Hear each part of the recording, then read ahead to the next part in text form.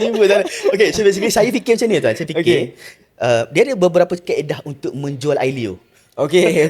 Dia ada beberapa kaedah untuk menjual Ailio. Cara saya menjual Ailio adalah saya bagi dulu apa yang dia nak. Nak belajar teknikal, saya bagi ambil lah. Belajar teknikal. Sebab saya tahu teknikal tu bukan benda yang penting. Yang pentingnya adalah strategi dia. Okay. Jadi saya bagilah kat dia. Dia nak ambil. Dulu tuan, video panduan Facebook Ads saya jual 199. Satu video panduan Facebook Ads. Betul. Sekarang tuan, saya bagi free. Totally free tuan. Saya bagi free je dekat YouTube. Bukan apa, bukan disebabkan ramai orang jual ke tak. Saya fikir benda ni saya bagi free dulu sampai dia orang boleh make money, dan bila dah make money tuan, dia akan datang cari saya balik. InsyaAllah datang cari saya balik. Sebab apa? Sebab dia tahu Mamat ni yang ajar aku dulu, so Mamat ni boleh guide aku balik. So itu yang saya pegang macam tu tuan.